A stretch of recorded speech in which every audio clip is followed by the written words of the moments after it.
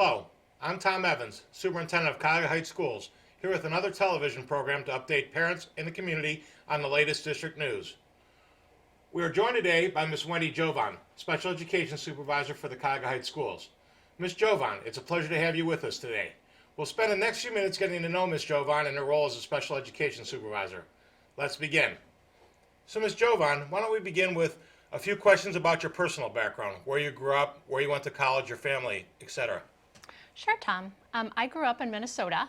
I remember it being very, very cold and snowy, but didn't stay there for long. My dad was a business executive, is a business executive, so we traveled around a lot. He moved a lot for work. We did settle in Strongsville when I was in about second grade. I ended up graduating from Strongsville High School, so we stayed there for a nice spot of time. I'm one of three girls. I'm the middle child. My family now is pretty much scattered across the country. I'm the only one left in the Cleveland area.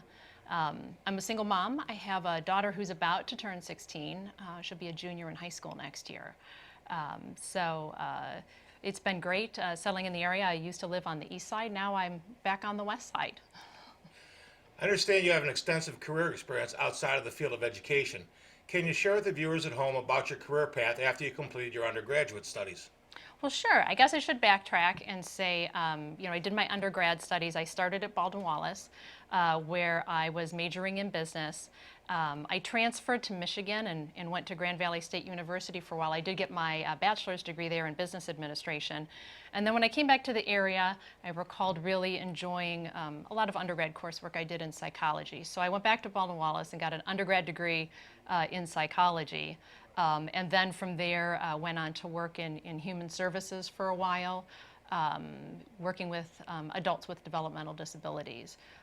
I started by doing a lot of life skills training with them, then kind of moved up through the ranks to do some supervisory stuff. I managed some programs. But then at one point I'd moved away for a while, came back and was looking for a change. So that's when I went and went into the business community. So from there I did some business-to-business research, wrote some really involved marketing reports for different industries. I worked for a couple of different companies as a marketing intelligence specialist, but those jobs didn't seem to stay around long. The economy had gone down a bit. And then my final position in the business industry was working for a small consulting firm where I did a lot of business-to-business research, some database management and stuff,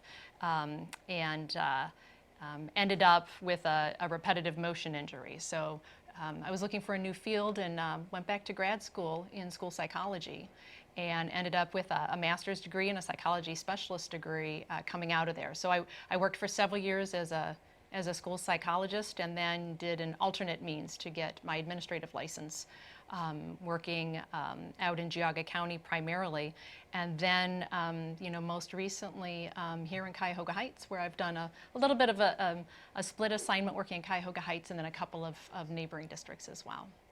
Tell us how you've used your psychology specialist degree in the education field. Well, having started in school psychology, there I was doing a lot of student evaluations, tried to guide the school through a process of response to intervention, did a lot of counseling and provided a lot of supports there. It was really rewarding, but I really wanted to be part of the bigger picture. I wanted to feel like I was really solving some of the problems that I saw and always trying to improve things. So that's when I approached the leaders in my district about getting an administrative license and doing that through an alternate means where you essentially do that through on-the-job training and mentorship. So I started that after I'd been a school psychologist, I think for about 7 years. My last year working out in Geauga County, I was a district psychologist / pupil services coordinator.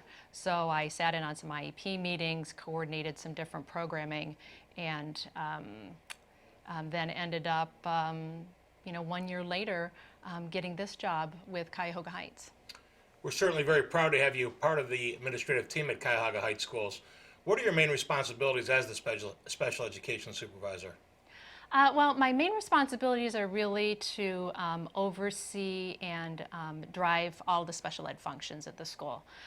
So trying to coordinate with the building principals, trying to follow what what your view is, your vision for special education in the district, looking at making sure that students are getting the special education services they need, that we're identifying the kids who do need help, and developing the programming and the supports and systems that meet their needs. I also supervise the special ed staff, and I try to keep abreast of all of the laws and regulations. There are so many that apply to special ed, so a big part of my job is just really being abreast of what the ins and outs are of that, so that I can make sure that we're always keeping up to snuff with that and doing the best we can for the kids in our district. Tell us a little bit about how the special ed has changed in the state of Ohio in the last 5 years and how that's directly affected us at Cuyahoga Heights. Well, special ed has shifted some. Some of the requirements have gotten a lot stricter. There's a real emphasis now on making sure that kids in special ed are getting services that align with grade level standards. So that's been a shift in terms of just making sure that we're always, even for students who might be struggling, for example, in reading, that we're always addressing standards that are at grade level, even if their reading skills aren't at grade level. Another big initiative has been looking at multi-tiered systems of support, and that's starting in the general education space, trying to make sure we have really good universal systems in place for every student, and then as soon as we see a student struggling, trying to put some interventions in place, and those interventions become increasingly more intense until at some point it may become special education for that child. So it's really coordinating a lot of space between the student who's doing just fine with no additional help and trying to fill in all of those gaps all the way up to and including a student who may go into special ed. College and career readiness is an important focus in education today. Can you share with the viewers how the Department of Special Education is helping our special needs students prepare for their future careers? Sure. We follow, some already robust actions that the state dictates, that Ohio Department of Ed dictates for helping our students getting ready for what comes after high school. So that's always been a part of our process. We've prided ourselves in finding really creative ways to help kids develop a vision for where they want to go, set the different objectives and steps in line for them to follow to get there.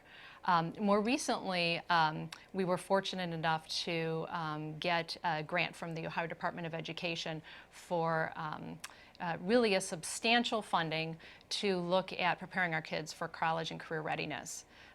Where the original grant said, find some good programming, develop some good programming for your kids in special ed, 14 through graduation. We really wanted to make that broader, so we focused on activities for kids in special ed, also for students who are at risk for maybe struggling through school, for not having that vision for what would be a good career path, and for some of our kids for not being ready for college when it comes. So we expanded that to a broader range of kids and decided we really wanted to start that process in middle school. So we have some huge activities kicking off next year toward really being able to lay a process in place that meets kids' needs to make sure that they're as ready as they can be by the time they graduate. You mentioned that one of your main roles is to oversee the special education programming, and obviously just talked about the very exciting grant that the district received. Are there other upcoming new initiatives that you'd like to share with the community? Yes, certainly the grant is huge and is going to really change the way students are, I think, in a lot of ways experiencing high school, and will really draw families into being really part of that process and understanding it. But we've also taken a look at our kids across the district who struggle the most academically. And we've seen that, over the years, Cuyahoga Heights has just been very fervent in our efforts to have kids included, to have kids in general education classrooms, educated alongside their peers. But in a few cases, we've had kids whose reading and math skills are much lower than grade level. And it's really hard for those kids to develop their skills when so much of the content is beyond what they're able to do at that moment.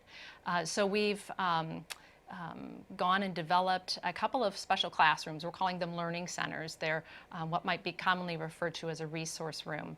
And they are places where kids will be able to go for the whole of their math instruction, the whole of their reading instruction. So those kids who really aren't able to learn those skills significantly in the regular classroom have a place to learn those skills at their level in a way that works the best for them and be able to really build those skills over time.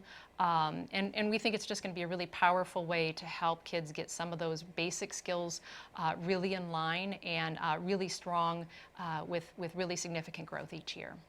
You talked about the academic skills that we'll provide students in the resource centers. Tell us about some of the other benefits that the resource centers will provide for our students. Oh, well, definitely, we are building in those academic pieces, but there's also, there are a lot of other skills. In some cases, it's those college and career readiness skills, for example, our middle schoolers. So we'll have one of the learning centers in the middle school, and it will serve some of our middle schoolers who have some reading and math needs. That individual will also be able to push out into the high school a bit to do some co-teaching there. We're looking at putting some of those college and career readiness activities within that resource room to really help those kids who maybe feel the farthest away from knowing what they want to do when they're done with school and being ready for that.